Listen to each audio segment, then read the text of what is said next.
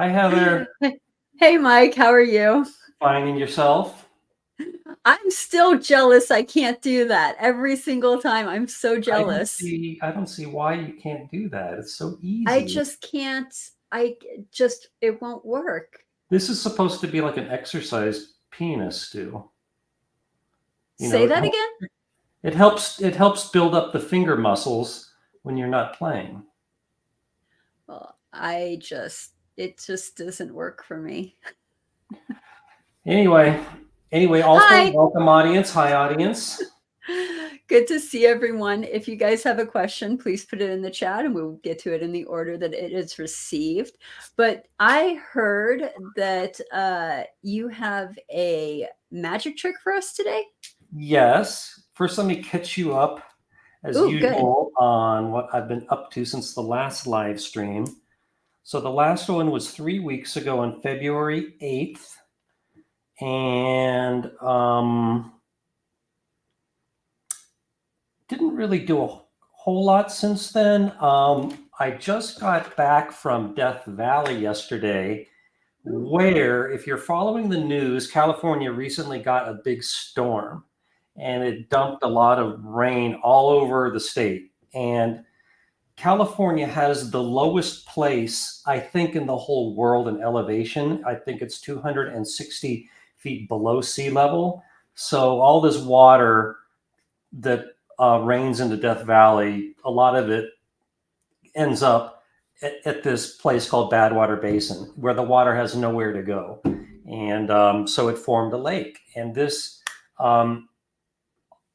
as far as I know, this has never happened in anybody's lifetime. Certainly not mine. And I have lived within a day's drive of Death Valley most of my life. So there's a huge lake there. It's probably about 20 square miles. And so I went there 2 days ago to go stand up paddleboarding and kayaking, and had a great time. And so if you live anywhere near Death Valley, I highly recommend this, and bring some kind of some kind of a boat, like a stand-up paddleboard or a kayak or a canoe that you can go out on the lake on. And you have to seize the opportunity. I hear it's going to be completely evaporated by April, and the longer you wait, the longer you will have to schlep, whatever kayak you have to get to the lake from the road. But yeah, highly recommended. How deep is the lake? So I heard it's an average of only 2 feet deep. And from my own experience, it got only about as deep as my waist. So it's very shallow. This basin is very, very flat. It's one of the flattest places in America, as well as being the lowest. I've seen pictures of it. It was gorgeous. It looked like absolutely a huge lake that just covered the whole valley. Yep. So I think you'll never get another chance in your lifetime. So go check it out. Okay, and I do have a magic trick today. Wait, you aren't going to tell us about the unicycling? I don't have anything to say about unicycling, but I did run the Las Vegas half marathon last Sunday, and this is not to be confused with running the half marathon in Huntington Beach on February 4th. So I think between these two half marathons and all the training that was necessitated for them, I think it's taken a toll on my right leg. I'm still kind of limping. So I have tentatively decided to cut back on my running going forward, and do more of anything on wheels, mainly unicycling, bicycling, and inline skating. But anyway, proud to say that I completed the Vegas half marathon. My time was a little slower than in Huntington Beach, because I still feel like I was injured from that. But yeah, those are the big stories since February 8th. That's still pretty impressive to do that marathon. I don't think I would be able to.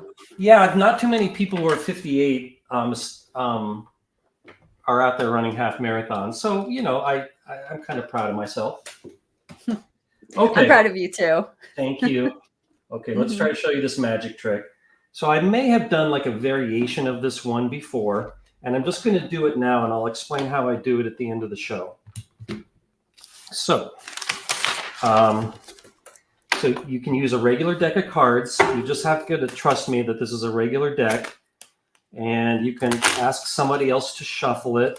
There's nobody else here, so I'm going to have to do it myself. And so you can see these are just ordinary cards, right? And then you ask the participant to cut them into 4 separate piles. So somebody else would be doing this. 1, 2, 3, 4. And then you say something to the effect of, I can tell what these cards are just by looking at the backs, and they are not marked cards. Again, you can do this with any cards. For example, I have a feeling this one is the 4 spades. Let me check it. Yep. And this one, I'm feeling it's the 7 of spades. Good.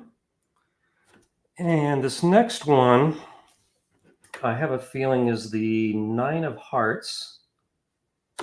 Yep. And this final one, I think, is the 8 of hearts. Yep, very good. So let's see how I did, shall we? So as a reminder, here were my predictions. The 4 spades, 7 of spades, 9 of hearts, and 8 of hearts. There we go. Ooh, nice. Thank you.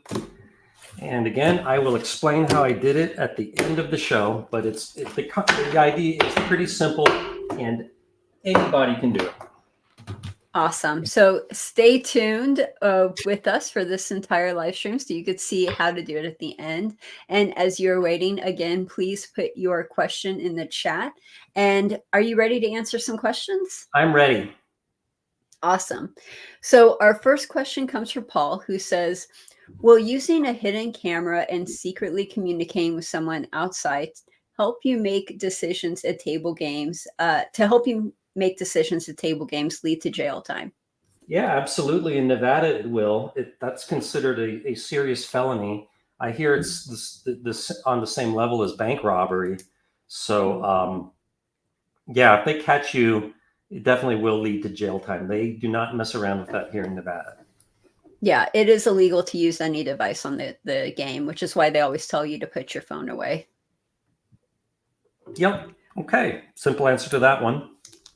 Next is also from Paul, who says, had you hedged all of your Super Bowl bets with a bet on overtime, would that have been more sensible? No.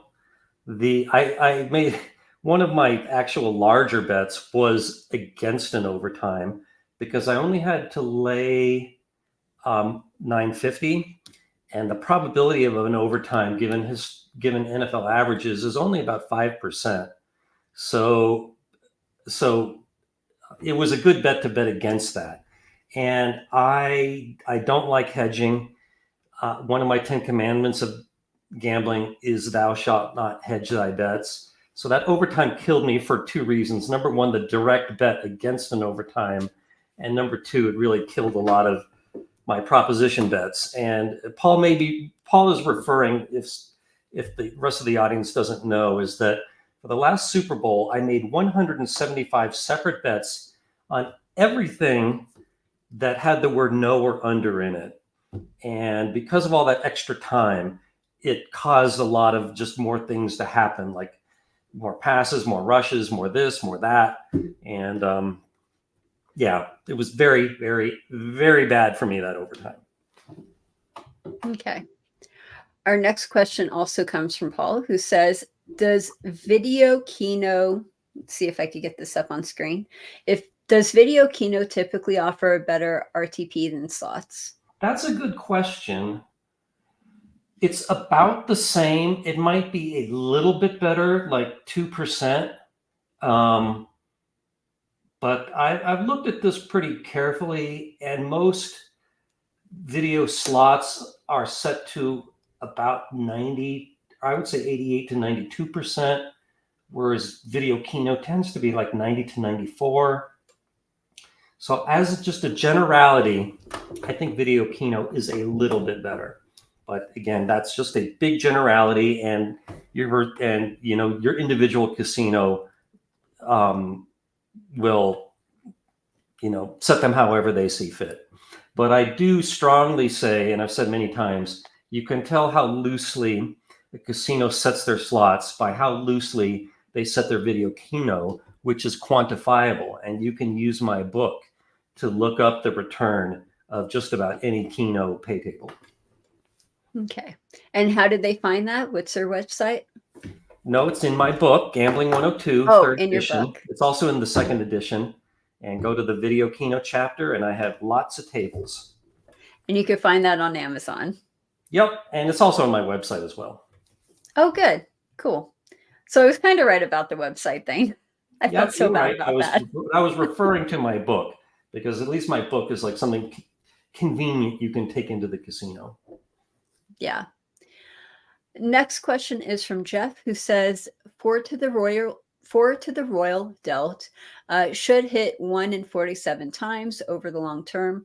What are the chances of not filling one after 1,000 attempts or so?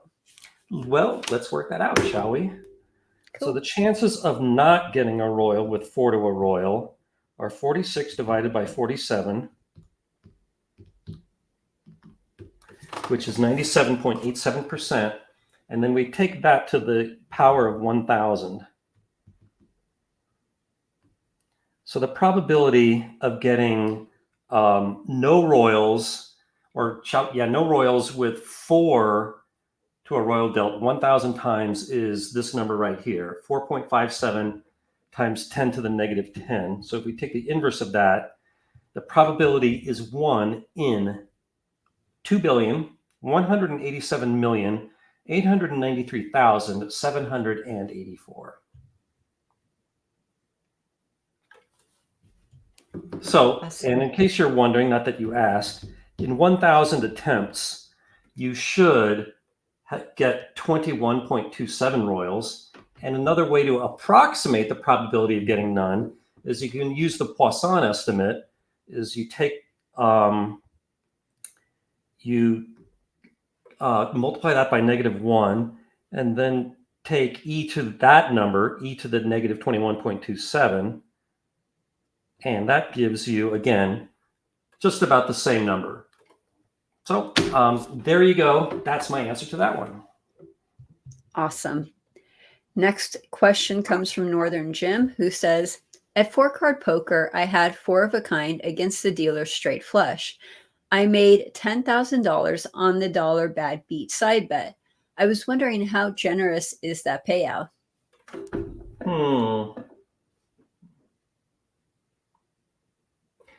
I would need to see the full pay table.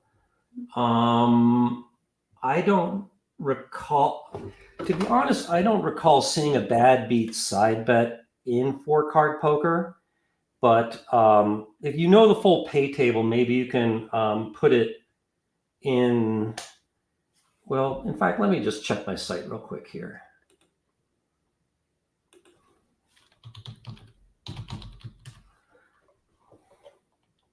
So you all crazy for poker.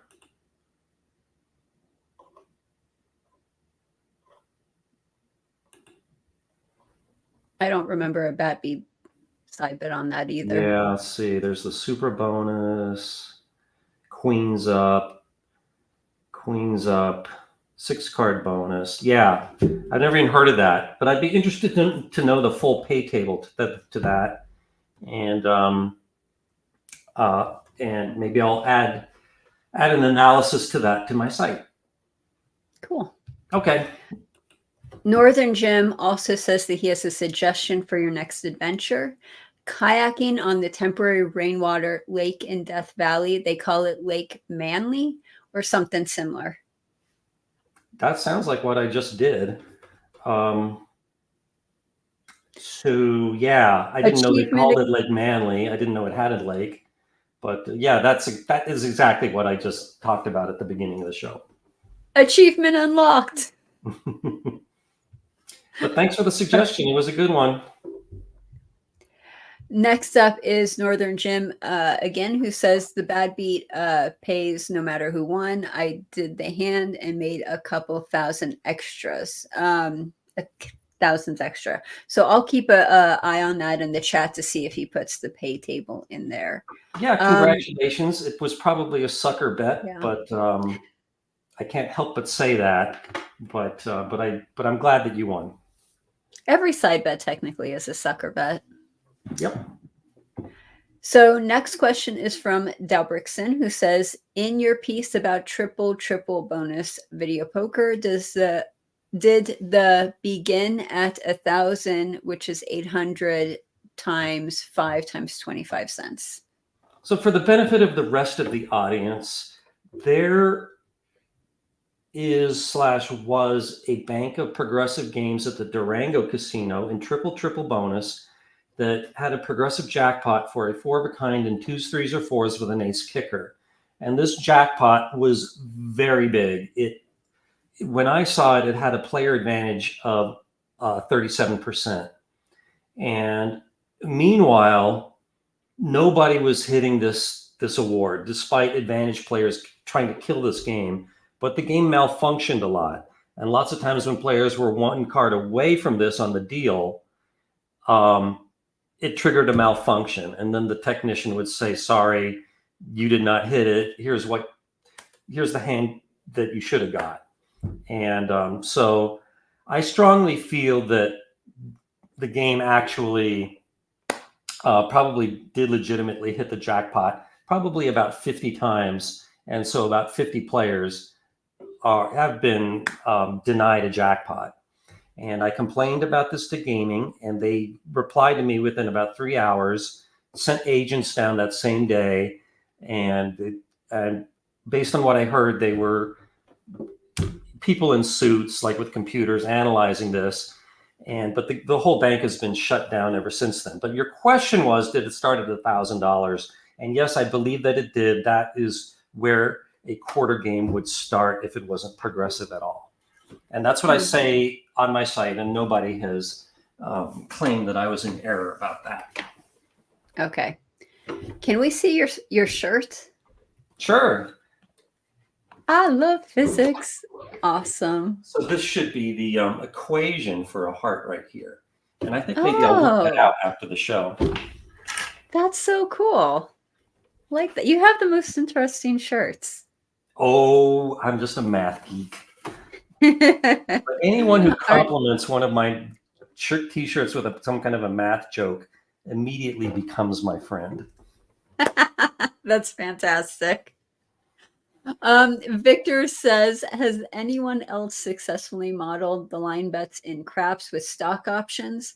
For example, a $30 travel DP costs $4.17 per roll on the CO, but can edge 30-1 props once traveled. That's an option.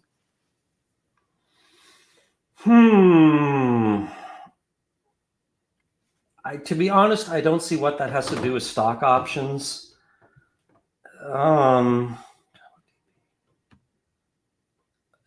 Yeah, I don't understand what you're asking. Maybe you can rephrase it a bit and we'll come back to it. Okay. Our next question is from Northern Jim, who says, at Pai Gow Poker, a straight beats a 3 of a kind, but the fortune bonus pays more for a 3 of a kind, 3-1, than a straight, which is 2-1. I guess it's due to the Joker, but I don't understand the discrepancy. Okay.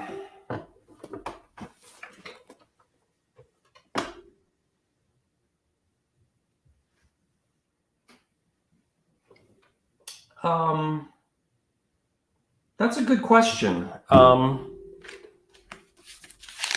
me write this down, actually. Okay, so.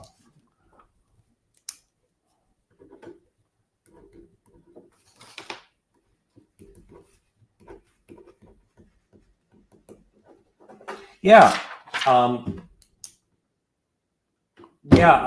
that's one that I'm going to have to do a little bit of homework on.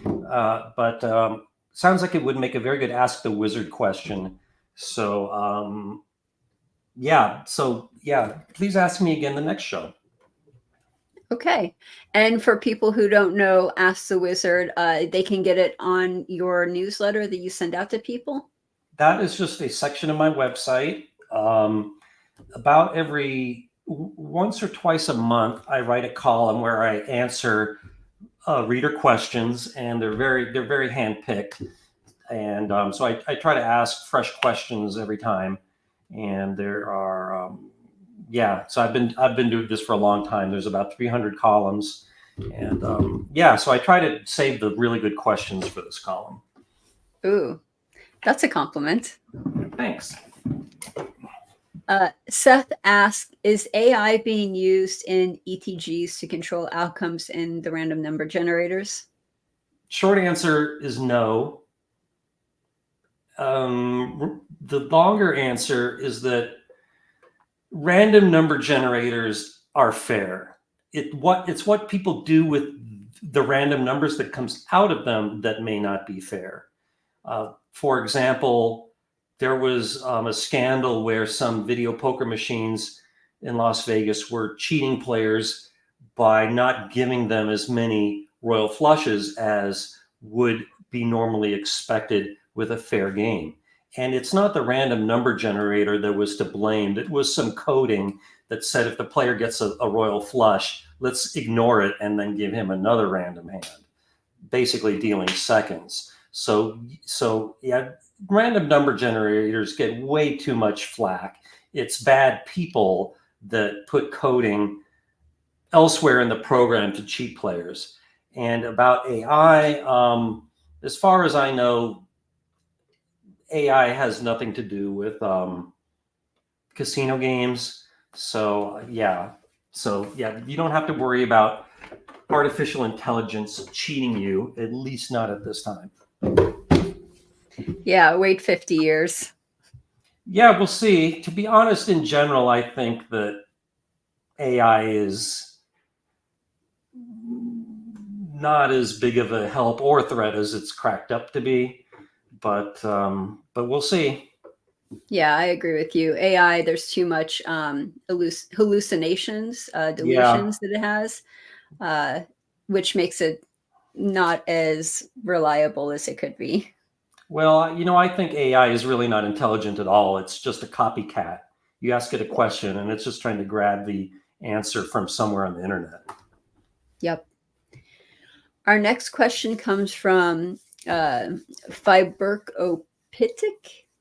Although highly unlikely, if you developed a short-term winning strategy at craps that yielded big wins at the same casino, are they inclined to ban you at that game as an AP?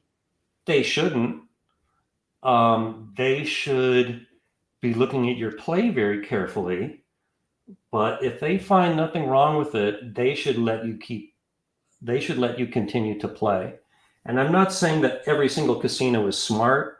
There are some, probably smaller ones, that might think that you're lucky or just up to something that they can't figure out. But if I ran a casino and you were winning like crazy at any game, including craps, I'd be studying it to death from surveillance. And if I couldn't figure it out why you were winning, I would also figure out, is the win, shall we say, believable? And I would calculate what are the odds of you winning as much as you did based on how you play. This is a service I provide to casinos, by the way. And so let's say that it was like 1 in 10,000 luck. I would just say, yeah, you're the 1 in 10,000 lucky player. Congratulations. But if it was 1 in 10 million, then my eyebrows would go up and I would think, what is this guy up to? And again, I would study it to death, because I think advantage players casinos should look at them as, what can we learn from them? Clearly we're doing something wrong, and let's figure out what it is. And if I couldn't figure it out, I would hire experts like Bill Zender to look at it. And yeah, I would be extremely curious why somebody is beating me at any casino game, but I would never throw somebody out for just winning too much. I love Bill Sender. Yep. He's such an amazing guy when it comes to that. Yeah, I highly recommend him to any casino that is looking to, shall we say, make more profits out of their table games. He's very good at finding ways that they do things inefficiently, and he's also good at catching weaknesses in their game in terms of security. And yeah, that's absolutely his area of expertise. And he's written books on the topic about mistakes that casinos make and how they could all be making more money. And he offers a private consulting service, and I highly recommend his services for to casinos. 100%. The next one is not a question. It's just a hello from good sir. I appreciate all of your study materials. Thank Well, you. thank you. Thank you. Our next one is from Yashas. I am butchering everyone's name. I apologize. Have you run any simulations on how the odds change if the player sees other players hold cards in a standard hold'em against the casino? And does it have any impact on the basic strategy? I'm not sure what you mean by standard hold'em. I tend to think you mean ultimate Texas Hold'em, in which case your question is very time appropriate, because I've been getting this question a lot lately. And I have recently been working with my assistant, JB, and he has just completed a simulation of 40,000 hands where he looked at what happens if the players can see the dead cards of 5 other players. In other words, 10 dead cards, and make perfect use of the information. And I'll give you a little sneak preview. I haven't written about this yet, but let me go to my mail here. So he says, "Hi, Mike. 40,000 trials have been completed, after which the return is negative 0.64%. In other words, a house advantage of 0.64% based on just the anti-bet. If you compare it against all the bets, it's 0.15%. So it cuts down the house advantage from 2.15 to what I just said, 0.64. So it's a significant reduction, but the house still has an advantage. And by the way, this differs with the same kind of work Elliot Jacobson did, but he had his work was based on only 500 hands, whereas mine is based on 40,000. So you're going to have to choose who to believe. I tend to think it's not necessarily a difference of opinion, just a difference in sample size. But I'm going to be writing all this up very soon. But me and JB had done a lot of work to answer this question. Fantastic. And the sample size really matters. If you have a low sample size, that's not a good predictor, whereas a high sample size is so much better. Right. The reliability of the bottom line is proportional to the square root of the sample size. Okay, next question. And let me get a drink of water here, but go ahead and ask it. Okay. Our next question comes from Good Sir, who says, there is a game called Bet Wars from Bet Games. It is some kind of one-card baccarat. How do you think that it is beatable by card counting? The dealer has 6 decks and plays at least 5. Thank you. Well, I will look. Let's see, Bet Wars. I'll look into this after the show. I've never heard of it.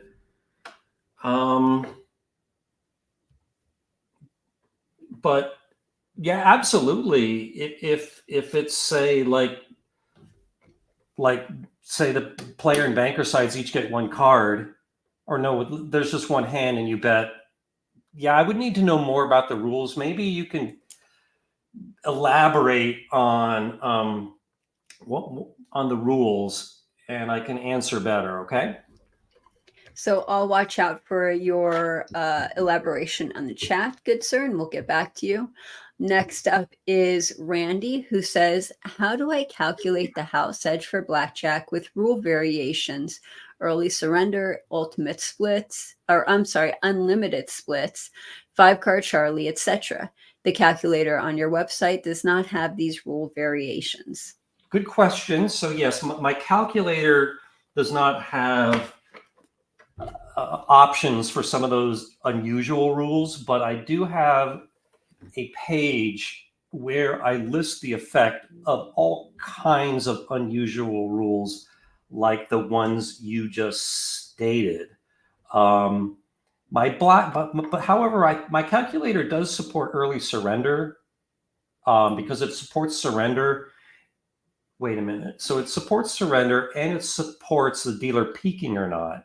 So if you put that the dealer does not peak and surrender, then it's like early surrender. Unlimited splits does not have a significant effect compared to a maximum of 3 splits or 4 hands. 5-card Charlie is huge. Off the top of my head, I think that's worth about 1.4%. Yeah, but again, look for my blackjack page or appendix on the effect of unusual rules. And I know there's a short list and a long list. So look for that long list. Okay. Next up is from Yastha, who says, have you run simulations on how the odds change if the player sees other players hold cards? Oh, we already did that. Okay. Never mind. If you guys ask a question, please do us a favor and don't put the question in multiple times. Next one is from Ray Day, who says, what are the odds of hitting a 4 box numbers before a 7? Heather, can you remind me what a box number is? I don't know what he's talking about. Yeah, can you please remind me what a box number is, and then I can answer it. Next up is from Up and Running PC, and this question is for blackjack. Do you think it could be profitable if bets are only placed when the count is a +3 or better? No hands are played any lower than that. Oh, absolutely, absolutely. And you could even just play the basic strategy, and if you're only playing at +3 counts or better, that's going to be really strong. The rule of thumb is that each increase in the count of +1 is worth about 0.5%. So +3 is worth about 1.5%. So let's say the house edge was 0.5% to begin with. So that's playing with about a 1% advantage. However, no casino is going to like it if you just sit there and only play when the count is good, and you're just sitting there doing nothing when it's not that high. So what a lot of counters will do is they will do what's called back counting, where they just sit there counting the deck, standing behind the game, and then they just jump in when it gets to +3 and play until it falls below +3, and then they leave, which is a way to do that. Another way you can kind of do this is just take a phone call, go to the bathroom, chase down a cocktail waitress, do whatever you need to do to get away from the table when it's not at +3. However, this looks kind of conspicuous if you do it all the time, like you're constantly in and out. So, but yeah, absolutely, it would absolutely be profitable. Awesome. Next question comes from Mo the Cat, who says, hello to both of us. A while back, you gave your line on the presidential election. What is your take this time? Like a bad penny, it keeps coming back. Well, you can always look this stuff up at PredictIt or other betting sites. I'm always just quoting what the market says. And what's the website again? PredictIt. In fact, let me go there. .com. Yeah, so predictit.com. So it's just like it spells, predict it, with no hyphen or anything. And then it's right here at the top, presidency. Predict now. Sue, if you want to bet, the way they phrase it is that if you want to bet on Donald Trump to be the next president, that for every 46 cents you bet, you'll get back $1 if he wins, which is like getting plus 217 odds. Or wait a minute, that's what you can sell it for. To buy it, you have to pay 54 cents. So that's like getting plus 185. But let me, hold on. Okay, thank you. 录制到. To convert it to percentages, and if we take the difference between the buy price and the sell price, there certainly is a big spread on them, and I don't know why.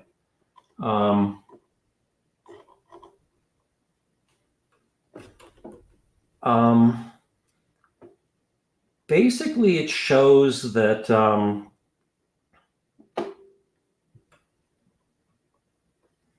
so basically it shows that there's a close race with Trump having last year's price.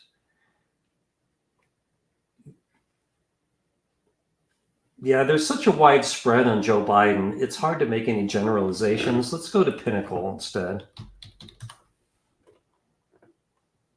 So in pinnacle.com, we will go down to politics and presidential election.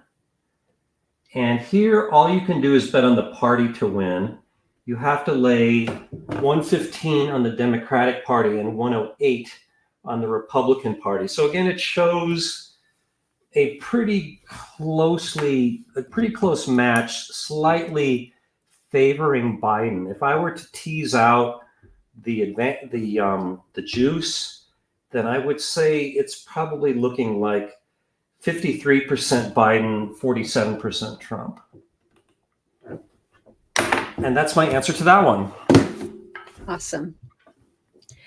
Next one comes from Up and Running. Can blackjack be profitable if using the Fibonacci strategy, but if only placing bets if the running count is +3 or better? Okay, whether or not you use the Fibonacci, it'll still be profitable at +3 or more. The house advantage, or should I say the player advantage at +3 or more, is going to be the same with the Fibonacci flat betting, no matter what you do. So actually using the Fibonacci might be a way to disguise the fact that you're counting. But like I always say, betting systems not only can't overcome the house advantage, they don't even dent it.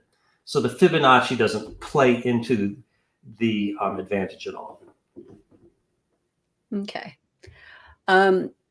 So our next one, Victor, if you could do me a favor and take your question, the 4 questions or the 4 comments that you put in, and do one question that is easy to ask. I will get back to that when we get down there. Our next one after that is Yasa, who says, thank you for answering the earlier question on the house edge when a player sees the hole cards of other players in the Ultimate Texas Hold'em. Now, does this change the basic strategy? Oh, absolutely it does. It doesn't help at all if you don't change the strategy. So, so yeah, absolutely. When you see the other player's cards, you should use that information to adjust the strategy. For example, let's look at a borderline hand, like you have a pair of deuces. Now, normally that favors checking on the big raise, but let's say you see 10 dead cards and none of them are a 2. Then I would hazard to say that you should raise, because the chances of 2s showing up on the board are higher. So that is an example of how you should change your strategy. Meanwhile, if you look at a hand like, say, 2 3s, which is a marginal raise under basic strategy, but you see the 2 other 3s out there among the other players, then you should just check it because you have no chance of getting another 3 to improve that pair to a 3 of a kind or a 4 of a kind. Okay, awesome. Now, we originally had a question that said, what are the odds of hitting 4 box numbers before a 7? And what he was talking about was on craps, the box numbers 4, 6, 8, 9, 10, the ones you place bets on craps, the odds of 4 of any of them before a 7. Okay, I notice he omits 5. So there's 3 ways to roll a 4, 5 ways to roll a 6, 5 to roll an 8, 4 to roll a 9, and 3 to roll a 10. So if we add that up, we get 20. So the chances of rolling a box number is 20 and 36. So the chances of not rolling one of those is 16 and 36. So the chances of not rolling any of them before a 7. Okay, so you have 20 ways to roll a box number, and you have 6 ways to roll a 7. So the chances of let me see how exactly you phrase this box. So the chances of rolling any of them before a 6 are 20 divided by 26, which is 77%. Assuming I understood your question correctly, 77% is the chances of rolling a box number before rolling a 7, and if you roll anything else, then you just roll again. Okay. And it's always best to buy the 4, right? The 4 and 10. Do not put a place bet on it. I never said that. No, you never said that. That's what I learned as a craps dealer. Right. You certainly never heard me say that.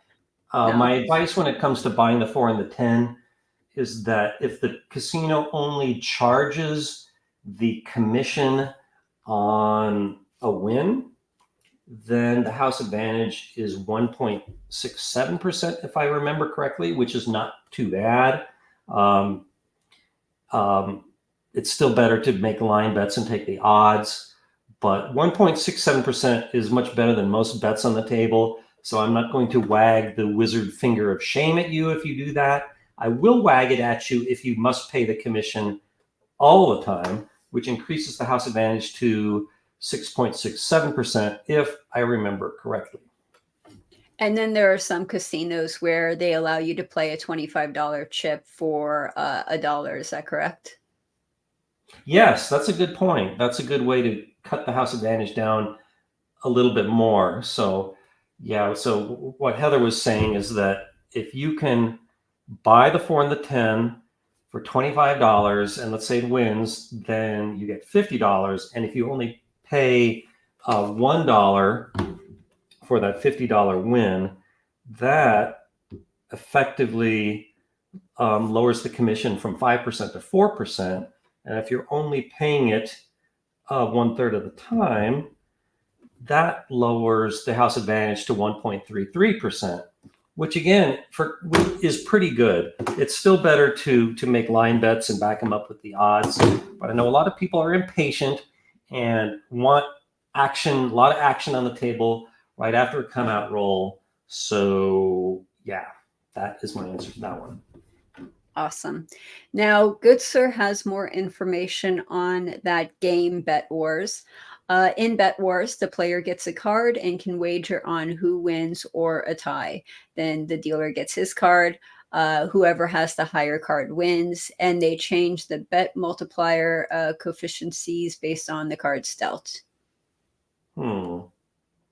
This sounds like Casino War. Yeah, it does. Except you can bet on either side.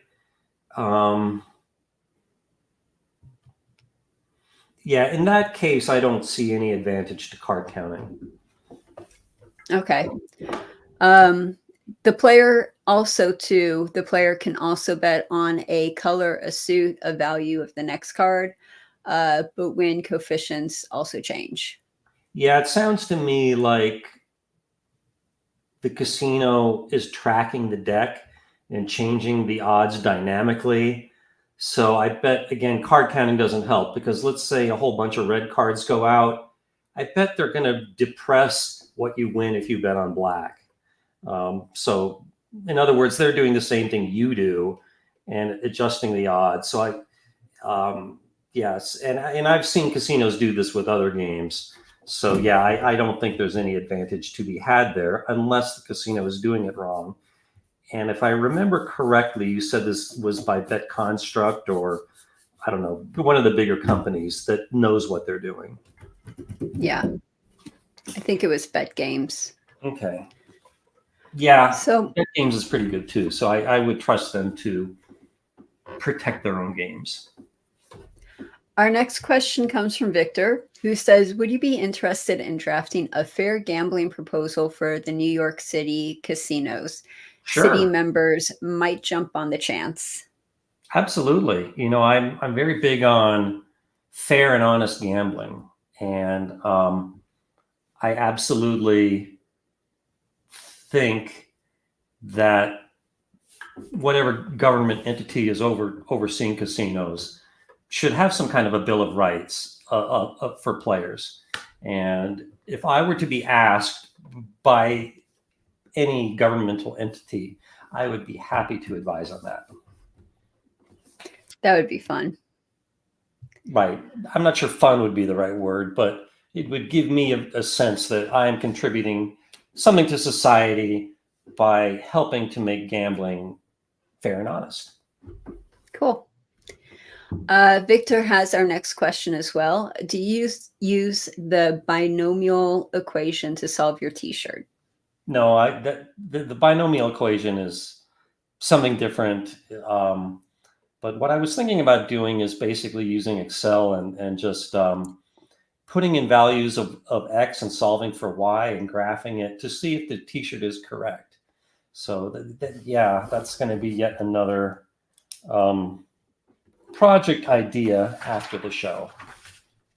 That'd be fun. I like math. I think math is fun. Yeah, I use the binomial equation all the time. It's extremely helpful in analyzing gambling, but not in this situation. Source Keen asks, if you have $10,000 in free slot play, would it make sense to play through it betting at very low amounts since you should on average win the same amount but had fewer hands to play? Yeah, if you're trying to minimize variance, then you should bet as low as you can. So yeah, absolutely. It doesn't change how much you can expect to get from the free play, but it does change how the volatility. Okay.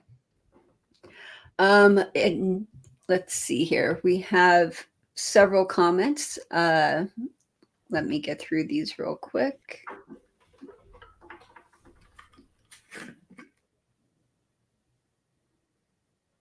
And several people saying thank you for answering your questions, by the way. You're welcome. Good Sir says, by any chance, have you ever been to Europe, specifically Latvia? This is my home country. I have been to Europe 6 times, if my count is correct, including both last year and the year before, but have never been to Latvia. I really am overdue to do a good Eastern European trip, but have not been to Latvia, I'm afraid. Okay. Our next question is from Adapters. Was the triple double bonus poker progressive at Durango badly programmed by a slot tech, or was there a bug with the software? I don't know. That whole bank is still shut down, so they're still trying to figure it out. I am quite confident it was just some kind of a glitch in the programming. I absolutely make no accusations of deliberate cheating. And on my forum at Wizard of Vegas, there's a big discussion about this situation. And there's a lot of people that have programming experience with slot machines that have offered some good comments about what may have happened with card buffers and this and that. The stuff that is above my level when it comes to actual game programming. But I absolutely think it's a glitch. It's accidental. I don't think a slot tech caused it. I think it was the programming at the highest of levels at the IGT headquarters in Reno. And there's got to be human error somewhere. But again, it's I don't think you can blame the slot techs for this. Okay. Our next question comes from N Monster, who says, "What are your thoughts on the flush and straight flush on high card flush?" Sucker bets. I could look them up, but you could ask me what are my thoughts about any side bet, and it's a sucker bet. And why is that? You just look at the math. They're they entice players to win a lot of money quickly. So it preys to players' weaknesses.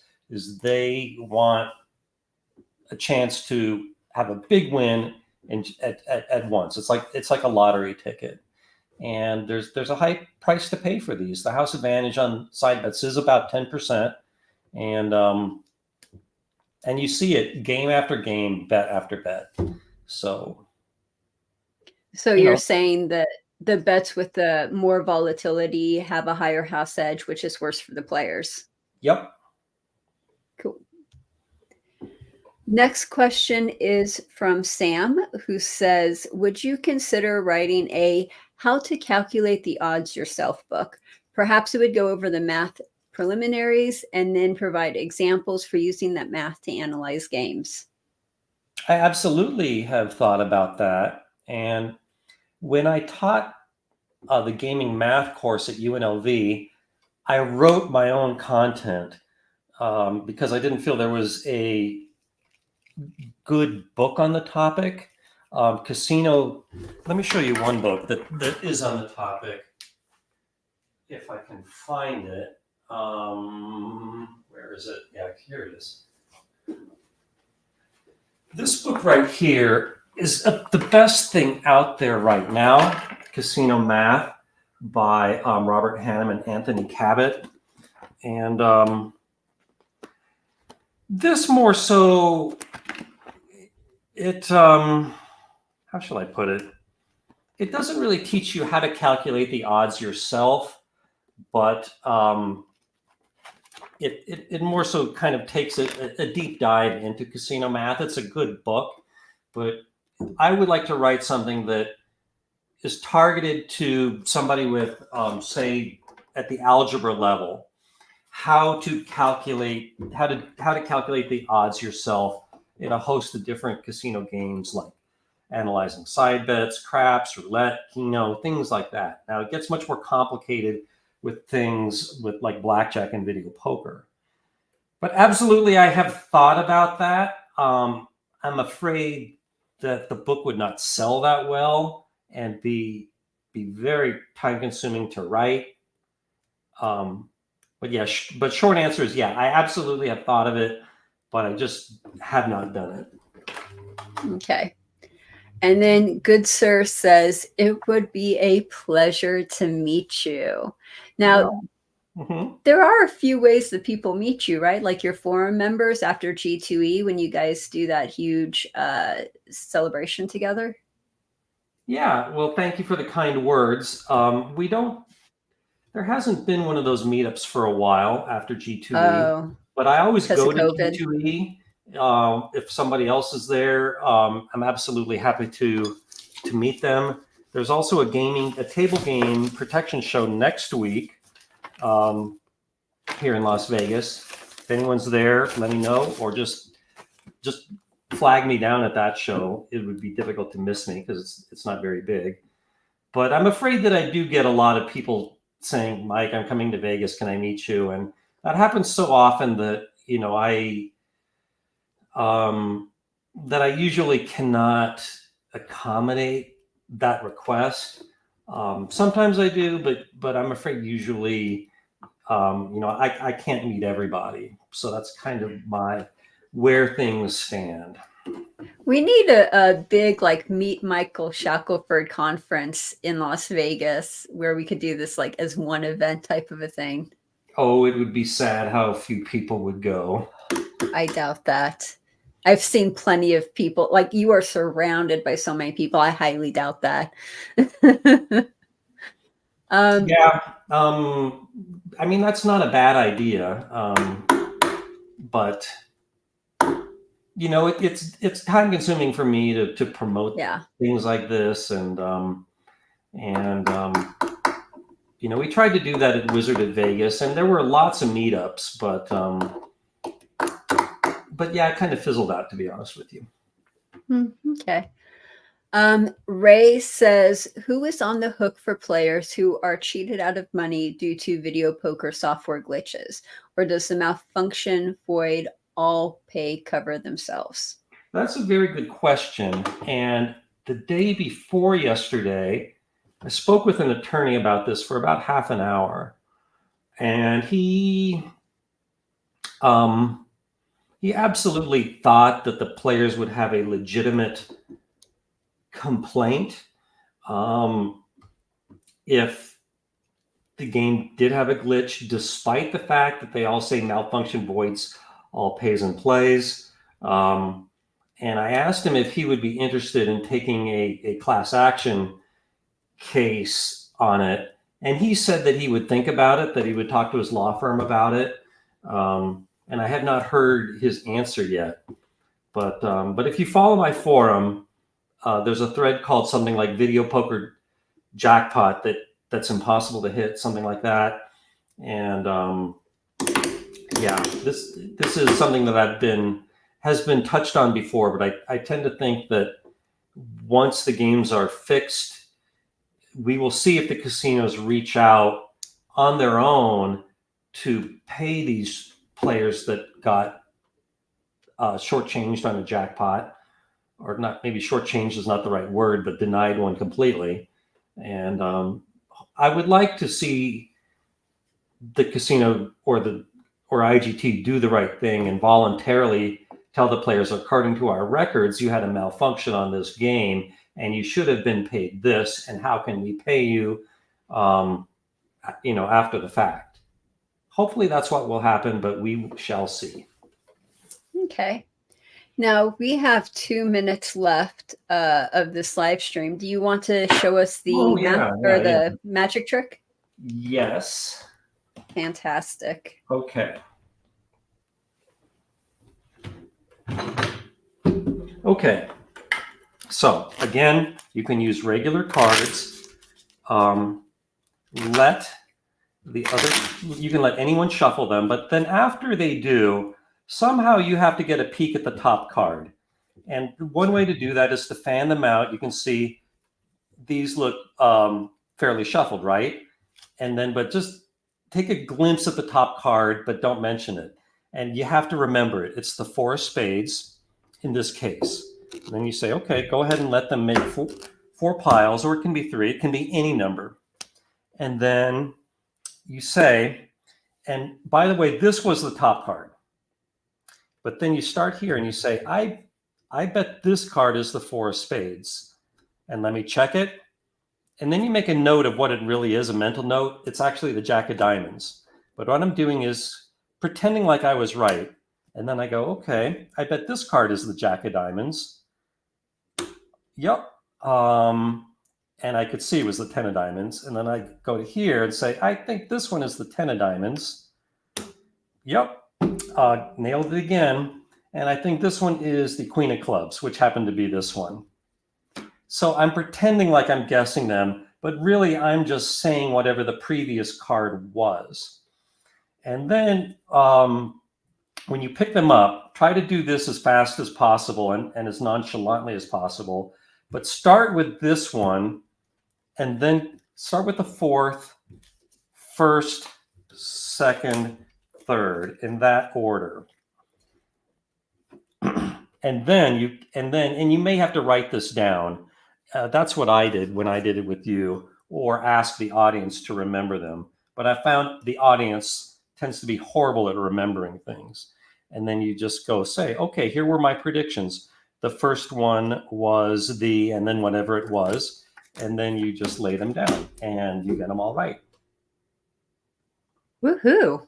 So there it is. That's a really good trick. I have been doing variations of this for a long time, and it always works really well. I tend to think that on a previous live stream, I showed a different way to do it, where, let me put this back up here again, where you like mix the cards up like this. And you have to remember where just one of them was. Like, let's say that the top card was the King of Clubs. I have to like mix it around, but remember where it was. And then with the first card, you do everything that I just did, and you can actually let the audience pick the first 3 cards, but you have to pick the last one, which is the known card, the King of Clubs. So that's some good stuff. That is a good trick, you guys. So I hope you appreciate it. And yep, there you go. So, yep. So Heather, thank you so much for producing the show and for screening all the questions. Let me pick up the Always pad. enjoy doing this with you. Me too. And thank you, audience, for all your questions and just participating. And when is the next time we're going to be doing this? Let's see here. So, did I properly wish you guys a happy leap day? I don't think so. Yeah, I'm sorry. Happy leap day, everybody. And happy leap day. Yep. Sue, how about March the 21st? Sounds good. So if you guys didn't have your questions answered this time, please join us on March the 21st. Remember that the sooner you get your question in, the more likely that it is to be answered. We do try to stop this at 4 p.m. So if we start running out of time, we may not answer your question. Yep. Cool. Okay. Well, thanks again, everybody. And thanks, Heather. Thank you. Okay, no, bye. My pleasure. See you later. Bye. Still so jealous of that.